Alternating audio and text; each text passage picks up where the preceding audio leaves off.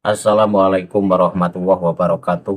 Apa kabar untuk seluruh penonton video saya dari Sabang sampai Merauke? Semoga selalu diberi keberkahan rahmat, dimudahkan segala urusannya, dimudahkan rizkinya, serta diberi hidayah oleh Allah Subhanahu wa Ta'ala untuk orang-orang yang belum mendapatkannya.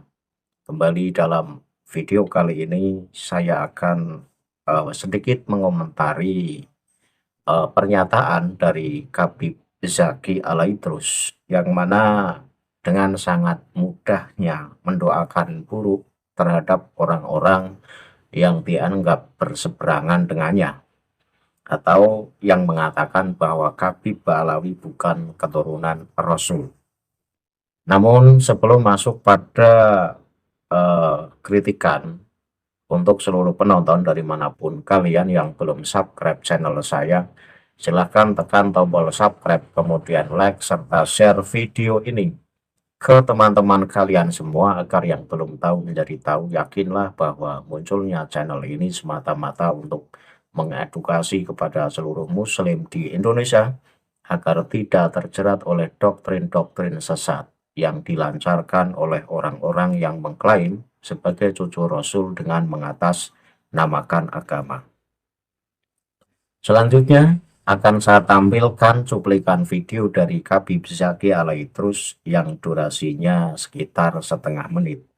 Kemudian setelah itu akan saya sambung dengan kajian kitab Hurarul Baha'udhawi, di mana dalam kitab ini, tepatnya di halaman 543, ini hampir mirip dengan apa yang disampaikan oleh Khabib Zaki Alaidrus. Sehingga wajar ketika keturunan-keturunannya pun dengan mudahnya mendoakan buruk terhadap orang lain. Silahkan penonton simak video yang akan tayang berikut ini. Kepada Kiai Haji Imaduddin. Yang kedua, Gus Abbas Buntet. Dan yang ketiga, Bang Haji Omar Irama. Maka saya yakin dengan seyakin-yakinnya, hakul yakin, kalian akan mati dalam keadaan su'ul khatimah. Nah, dari video yang baru saja penonton lihat, di situ Zaki Alaidrus atau Khabib Zaki Alaidrus dengan penuh amarah ini mendoakan kepada Kiai Haji Imaduddin Usman Al-Bantani dan juga Gus Abbas Buntet, Ketua PWI-LS, agar kedua orang tersebut mati dalam kondisi su'ul khotimah. Padahal meninggalnya seseorang, mau itu su'ul khotimah atau tidak, ini urusan Allah. Tetapi apa yang disampaikan oleh Kiai Haji Imaduddin Usman Al-Bantani ini adalah sebuah kajian ilmiah, di mana Kiai Haji Imaduddin Usman Al-Bantani meneliti nasab Ba'alawi, baik melalui kitab-kitab nasab, baik melalui buku-buku sejarah. Ini ditemukan bahwa Ba'alawi ini tidak tersambung ke Rasulullah alias nasabnya batin. Jika Pak Khabib Zaki Alaidrus ini tidak setuju dan punya bantahan atas tesis Kiai Haji Imaduddin Usman Al-Bantani, semestinya kajian ilmiah ya dilawan dengan kajian ilmiah sebagai pembanding, bukan malah mendoakan buruk dan yakin seyakin-yakinnya bahwa kedua orang tersebut itu nantinya mati su'ul khotimah. Ini bukti seseorang yang punya mental pengecut.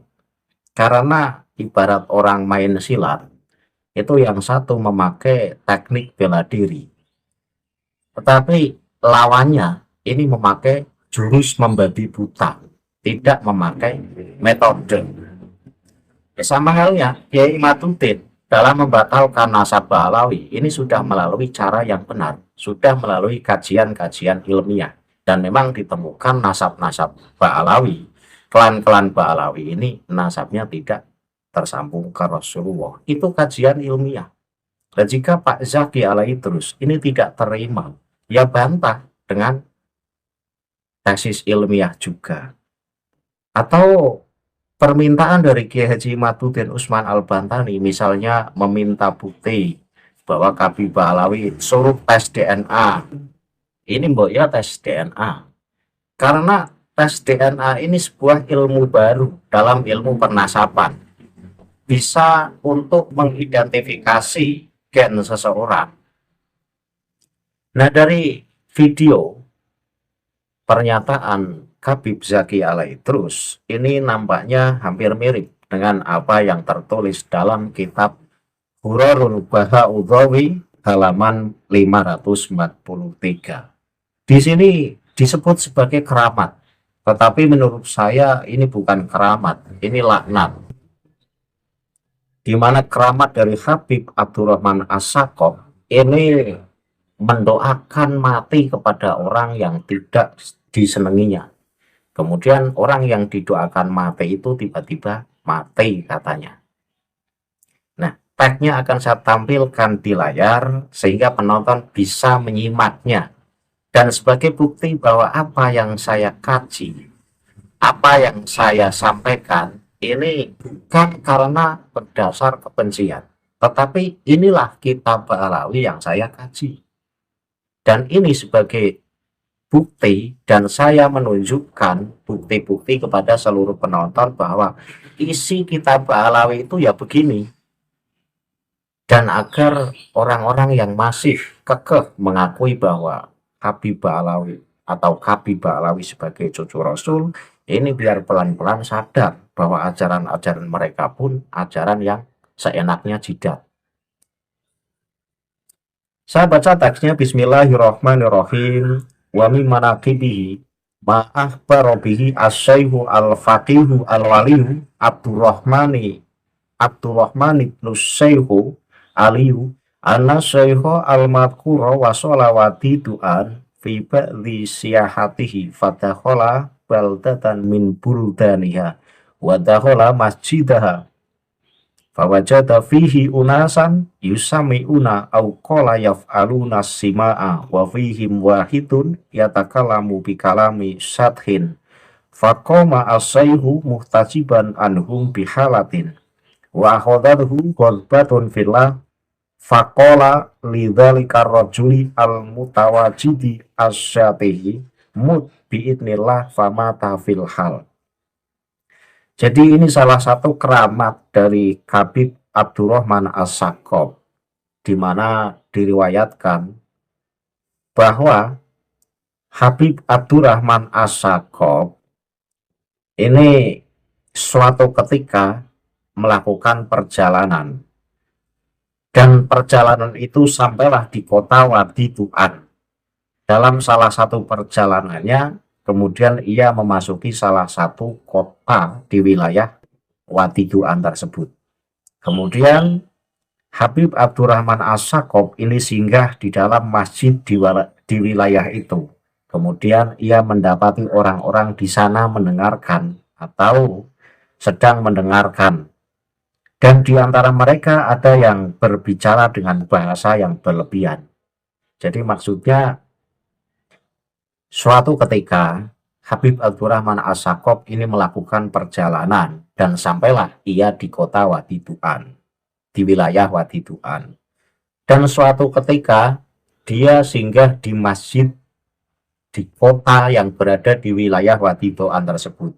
Tetapi di dalam masjid tersebut ia menjumpai banyak orang, yang satu berbicara tidak pantas dan yang lainnya mendengarkan pembicaraan itu.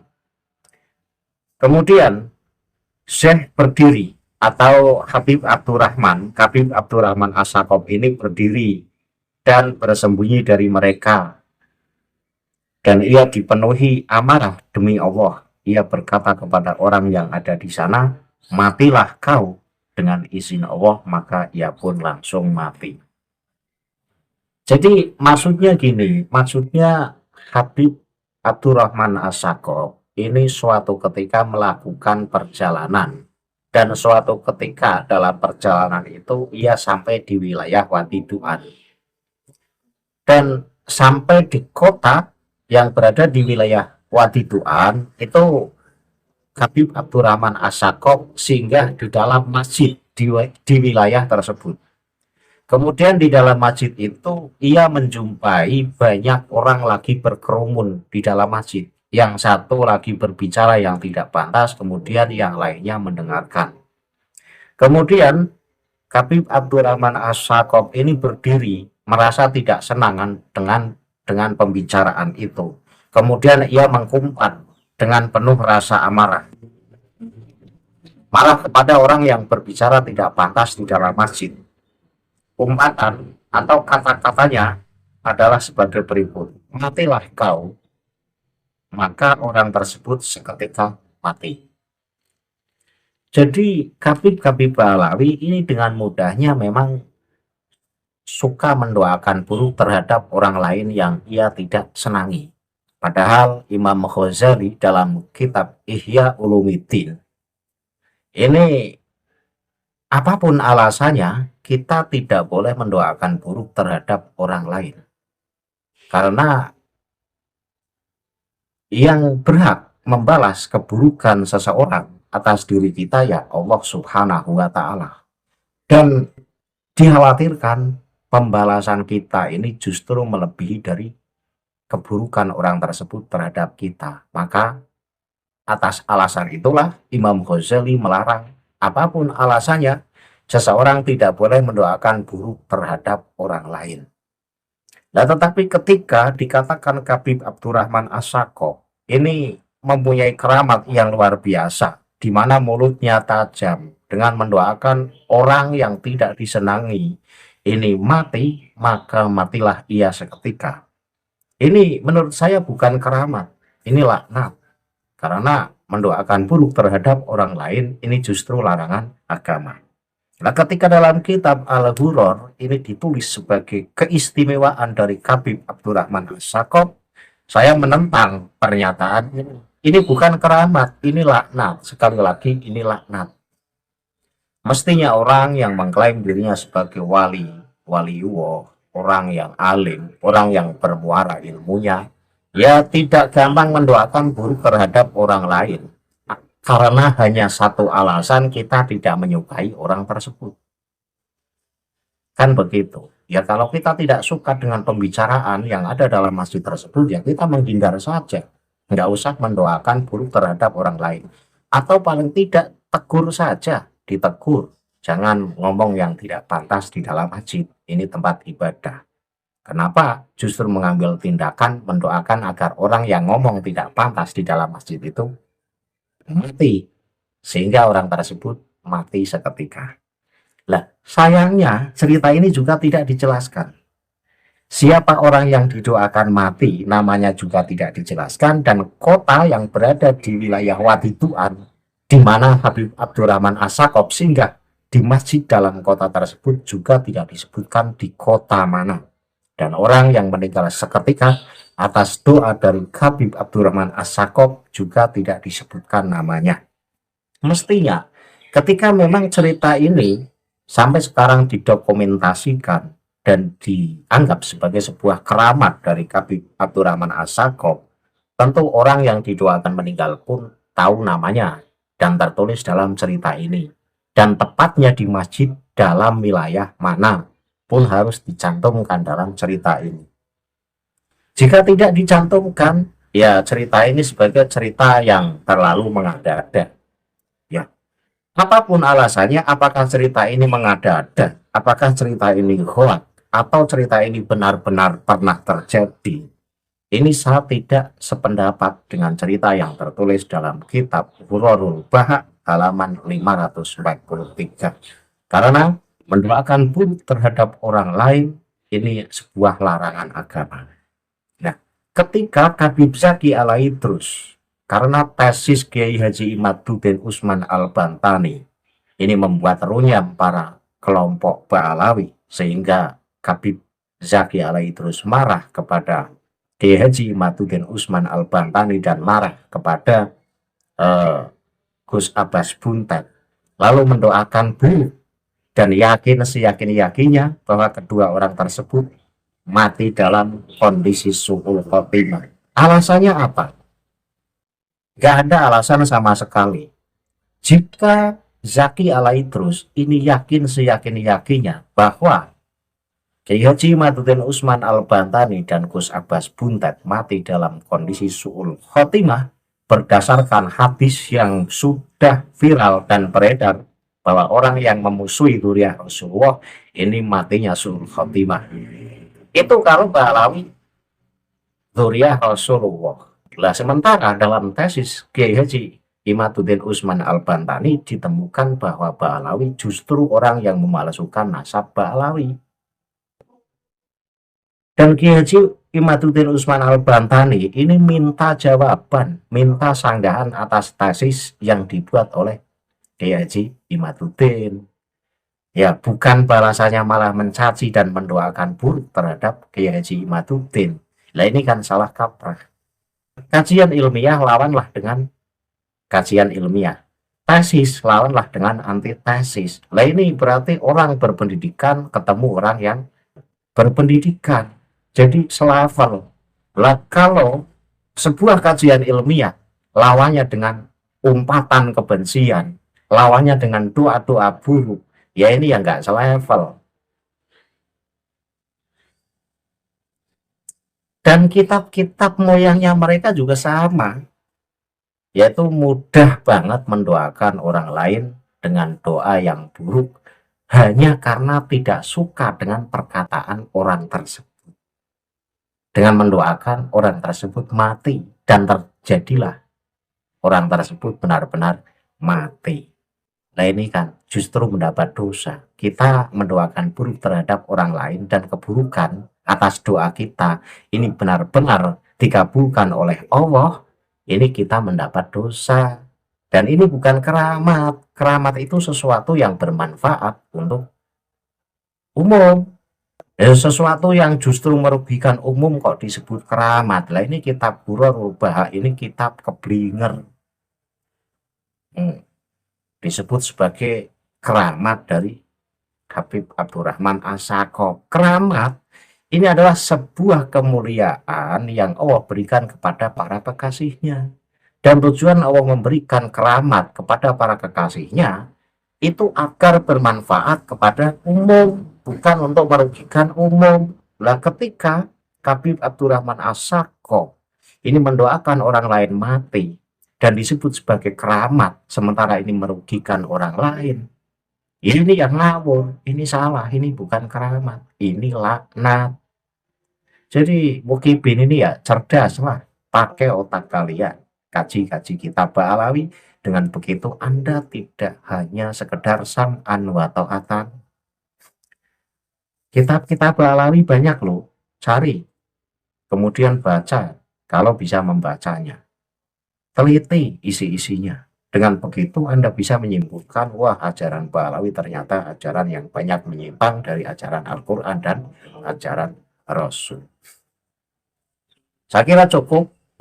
Kesimpulannya adalah bahwa doa buruk Habib Zaki Alaidrus kepada Kiai Haji Imaduddin Usman Al-Bantani dan Gus Abbas Buntet, ini ternyata doa buruk tersebut memang sudah sering dilakukan oleh moyang-moyang mereka.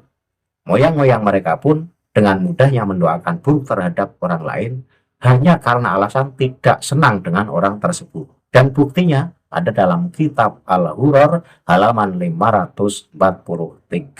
Di mana Habib Abdurrahman As-Sakop mendoakan orang lain mati dan terjadilah orang tersebut benar-benar mati, katanya. Saya akhiri kajian ini. Akhirul kalam billahi taufiq wal hidayah. Wassalamualaikum warahmatullahi wabarakatuh. Salam waras untuk seluruh muslim di Indonesia.